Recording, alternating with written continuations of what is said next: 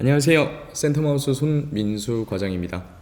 오늘은 저희가 요즘에 많이 유행을 하고 있는 무몰딩, 그리고 무문선, 그리고 히든도어 이런 공정들을 진행을 하실 때 유의하실 부분에 대해서 한번 짧게 얘기를 좀 나눠볼까 하는데요. 예전에 몰딩들을 활용을 해서 이런 인테리어를 많이 했었다라는 게 일반적이었다라고 하면, 최근에는 조금 군더더기 없는 딱딱 떨어지는 직선적이고 곡선이 조화가 되어지는 이런 형태의 인테리어들이 상대적으로 좀 인기가 많은데요.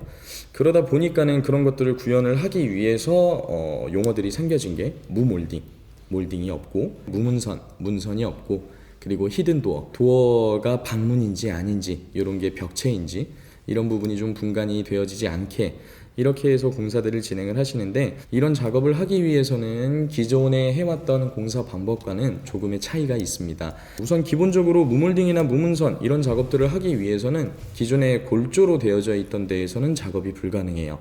그래서 정확한 각이라든지 면을 맞추기 위해서 이 부분에서는 목 작업이 필수적으로 좀 추가가 되어지는데, 이 목 작업을 하기 위해서는 기존 골조, 옹벽이 됐건 아니면은 조적벽이 됐건, 이런 기존 골조에다가 석고보드, 이런 MDF, 이런 목자재를 활용을 해서 평활도를 좀 맞춰줍니다. 평평하게 맞추는 거죠. 그리고 제대로 90도로 딱딱 꺾여질 수 있도록 필수적으로 진행이 되어져야 되고요. 그리고 무몰딩을 하기 위해서는 천정면 또한 이런 작업들이 진행이 되어져야 되는데, 그 작업이 진행이 되어짐과 동시에 일반적으로 리모델링 공사를 하실 때 들어가는 목 작업보다는 많은 양의 목수의 품과 그 다음에 목 자재 비용, 석고보드, MDF, 그 다음에 각재, 이런 것들이 추가적으로 좀 플러스가 되어지게 됩니다. 보통 히든도어 또한 마찬가지인데요. 히든도어라는 게 원래는 벽체의 두께보다는 문의 두께가 얇다 보니까는 벽보다는 조금 더 방 쪽으로 해서 문이 안쪽으로 들어가져 있는 게 일반적인 형태인데, 지금 히든도어라고 불려지는 이런 형태의 도어들은 벽체하고 도어하고 1대1로 만나지는 이런 형태의 작업을 하기 위해서 이 또한 작업들이 진행이 되어져야 되는데, 기존에 되어져 있던 벽체에서 최소 3cm 이상의 약 5cm 정도의 공간이 튀어나오게 됩니다. 그 말인즉슨 실제 있던 공간보다는 조금 더 좁은 면적을 활용을 하시게 되는데요. 그런 부분을 감안을 해서라도 나는 이런 디자인을 원하신다 까지도 어느 정도 고객님께서 마음의 결정은 하신 다음에 이 공사에 대해서 생각을 해보실 수가 있으실 것 같아요. 그 다음 목작업이라는 거를 통해서 그렇게 기초 틀을 잡아놓고 나면은 그 다음에는 마감 부분입니다. 벽과 천정, 바닥을 제외한 이런 부분의 마감을 어떤 걸로 진행을 하실 거냐. 대부분 진행을 하고 계시는 게 도배로 많이들 진행을 하세요. 합지가 됐건 실크 벽지가 됐건 이런 도배지로서 진행을 많이 하시는데, 무몰딩 쪽에서 도배로 마감을 하시는 거는 실질적으로 추천을 잘 해드리지는 않는 편입니다. 저희가 예전에 몰딩이라는 게 많이 활성화가 되어 있기 전에 흔히 말하는 시골에 있는 그런 아파트들에 가서 보시면은 거실 쪽에는 천정 몰딩이 크라운이 됐건 아니면 얇은 몰딩이 됐건 이계단 몰딩이 됐건 이런 것들이 다 되어져 있는데, 방 쪽에는 그냥 미장만 되어져 있고 도배지로서 끝나 있는 형태의 집들을 간혹 보실 수가 있으세요. 그것도 어떻게 보면은 무몰딩이 되는 건데, 실제로 지금 도배로 하는 무몰딩 작업을 하실 때도 그런 형태로 공사를 진행을 좀 많이 하시는 편입니다. 근데 몰딩이 없이 천정지와 도배지가 만났을 때 마감 처리가 되어진다라고 하면은 이 도배지들끼리 이렇게 포개질 수밖에는 없거든요. 근데 이런 부분의 접착력이 생각보다 잘 이루어지지가 않습니다.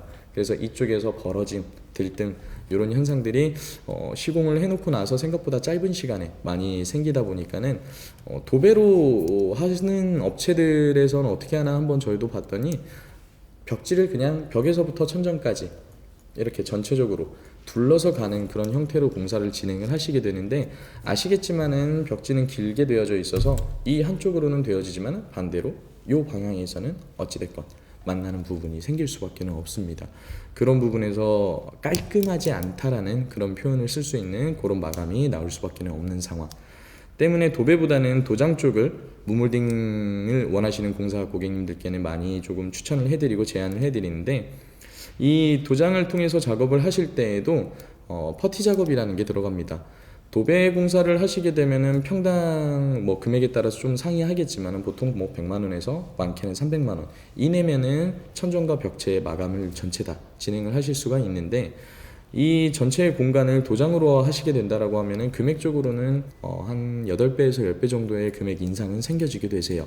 그래서 도장으로 하시게 될 경우에는 또 깔끔한 마감을 위해서 퍼티 작업이라는 것도 동반이 되어져야 되고요. 그리고 도장 마감이라는 것 자체가 견적을 받아보시면은 셀프 인테리어에서는 많이 하세요. 그냥 기존 벽지 위에다가 페인트 칠하면 그게 도장 마감 아니야? 이렇게 얘기를 하시는데, 물론 그것 또한 페인트를 발라놨으니까 도장 공사임에는 분명합니다. 다만 인테리어 업체라든지 디자인 업체에서 얘기하는 도장 공사라고 함은 기본 밑바탕에 벽지나 이런 것들이 없이 석고보드 이런 면 작업이 되어진 상태에서 도장 작업을 진행을 하는 게 저희가 말하는 도장 공사라고 좀 보시면 될 것 같습니다. 이러한 목 작업이라든지 마감 작업, 도배라든지 도장 이런 마감 작업을 진행을 하시고 나시게 되면은 단순하게 비용만 늘어나는 것만은 아니에요. 도배 작업이 보통 뭐 일반적인 30평대 아파트에서는 이틀 정도 진행이 되어진다라고 하면, 도장 작업을 통해서 그 전체 실내 공간을 마무리를 하신다라고 하면은 그거에 한 3배, 4배 정도의 시간은 필요합니다. 도장 작업과 퍼티 작업을 포함해서 최소 일주일 정도는 생각을 해 두셔야 되고요. 그 와중에 공간마다 좀 다양한 컬러를 쓰신다라고 하면 한 공간에 상하를 투톤으로 하신다든지 아니면 한 벽체에서 좌우를 달리하신다든지 이런 부분이 있으시다고 하면은 먼저 번에 한 면을 컬러를 칠하신 다음에 다음 컬러를 칠을 해야 되기 때문에 기간은 조금 더 늘어나실 수도 있으세요. 그래서 대부분 최근에 여러 매체들에서 나오고 있는 그런 도장 공사, 무몰딩 공사 이렇게 했던 업체들의 이런 시공 사례들을 보시게 되면은 대부분이 다 하얀색인 이유가 그런 데서 있습니다. 나머지 조금 특이한 컬러, 원색적인 컬러 이런 것들을 쓰신다라고 했을 때는 분명히 작업에 소요되는 그런 시간이 많이 늘어날 수밖에는 없어요. 그 시간과 비용이 늘어나는 부분, 그리고 공간이 조금 협소해지는 부분, 이런 부분들까지도 다 전체 인지를 하고 계신 와중에서도 나는 요즘에 유행하는 극강의 미니멀리즘을 선택을 하시고 싶다 하신다라면은 진행을 하실 수가 있는 부분일 것 같습니다. 그러면 이제 이렇게 작업을 하는 것들에 있어서 기본적으로 일반적인 리모델링 공사를 할 때보다는 비용이 너무 많이 들어가고 시간이 너무 많이 소요된다. 그럼 이거에 대한 대안은 없냐? 그래서 나름 여러 업체들에서 이런 것들에 대해서 이런 느낌을 내줄 수 있는, 비용은 줄이면서 실제 저희 센텀하우스에서도 많이 진행하고 있는 공사지만은 일반적으로 무문선, 그 문선을 없애지는 못하고 일반적인 도배를 했을 때 그래서 진행을 하는 게 이제 일명 9mm 문선 작업이라고 합니다. 기존의 문선이 폭 자체가 60mm 정도 되거든요. 60mm 정도 되는 거를 그냥 9mm 정도 되는 또는 12mm 정도 되는 이런 목재를 활용을 해서 그것만 돌출이 되어서 마감이 될 수 있도록 하는 작업이 있는데, 이 또한 그 도어 좌측과 우측에 있는 면은 최소 벽가배 작업을 진행을 해 주셔야 돼요. 그래서 일반적인 그냥 문틀과 문짝과 문선 이렇게 세트로 해서 교체를 하는 것과 비교했을 때도 당연히 금액은 더 들어갑니다만은 무몰딩 공사를 하실 때보다는 비용을 조금 많이 축소를 하셔서 원하시는 느낌을 좀 구현을 해내실 수가 있을 것 같아요. 그리고 무몰딩은 요즘에 많이들 하고 계시는 방법인 것 같아요. 무몰딩을 대안을 할 수 있는 거는 몰딩이 좀 눈에 잘 안 보였으면 좋겠다. 그래서 예전 불과 한 10년, 20년 전에 제일 많이 쓰였던 크라운 몰딩이죠. 갈매기 몰딩이라고 하는 이렇게 사선으로 되어졌을 때 거의 한 10cm 정도의 크기가 되어지는 이런 몰딩보다는 최근에는 마이너스 몰딩, 두께 자체가 한 25mm 정도밖에는 되지 않아요. 이런 몰딩을 활용을 해주면서 조금 더 시각적으로 넓어 보이고 그 다음에 군더더기 없는 그런 거를 좀 구현을 해내실 수가 있을 것 같고요. 그리고 바닥에 들어가는 걸레바지라는 요 몰딩에서도 많이 조금 변화가 있어요. 기성 몰딩으로 나오는 걸레바지를 보게 되면 이 사각진 부분이 양 모서리에 다 있는 게 아니라 도배지가 만나는 쪽은 약간 라운딩 처리가 되어 있습니다. 직각 처리가 되어 있으면은 상대적으로 그 부분에 발이 찍거나 그리고 그 부분 직각으로 되어져 있는 게 날카로운 거나 일반 물건들에 의해서 찍혀서 훼손이 되어지는 경우가 있다 보니까는 그 부분이 라운딩 처리가 되어져 있는 게 일반적으로 걸레바지라고 불리는 제품인데, 그런 걸레바지들이 보통 높이가 한 80mm 정도 돼요.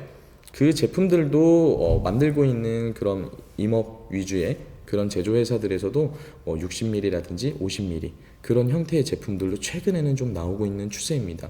그런 제품들을 활용을 하셔서 많이 올라오는 걸레바지보다는 조금 더 줄여서 쓰실 수 있는 걸레바지가 있고요. 만약에 이게 뭐 주변에 있는 인테리어 업체나 아니면 건재상에서 좀 자재를 구입을 하시기가 어려우시다라고 하면은 대안으로 많이 쓰시는 게 이 라운딩 처리가 안 되어 있지만은 흔히 쓰일 수 있는 평몰딩, 평평한 몰딩으로 해서 40mm짜리라든지 아니면은 50mm 정도 그렇게 되는 걸로도 걸레바지를 쓰시는 분들이 많으세요. 단 이제 이렇게 해서 진행을 하실 때 보통 걸레바지 높이가 80mm다 보니까는 기존에 도배 작업을 하시면서 도배 면이 접착이 되어지는 부분에 퍼티 작업이라든지 접착면이 진행이 되어졌을 텐데요. 이 걸레바지가 8cm에서 한 3cm 정도 낮아지면서 그 기존의 걸레바지 뒤에 있던 이 3mm, 3cm 정도 헷갈리네요.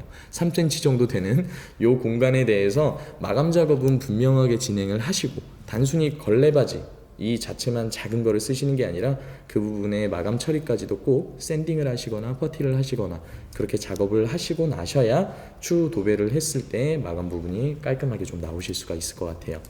대부분 걸레바지 작은 거 원하신다고 해서 작은 것만 설치를 했다가 그 부분에 오돌토돌한 게 그대로 노출이 되어서 생각보다 공사가 거의 끝나가는 마당에 다시 작업을 진행을 하시는 경우가 많다 보니까 그런 부분을 조금 유의를 해주셨으면 좋겠습니다.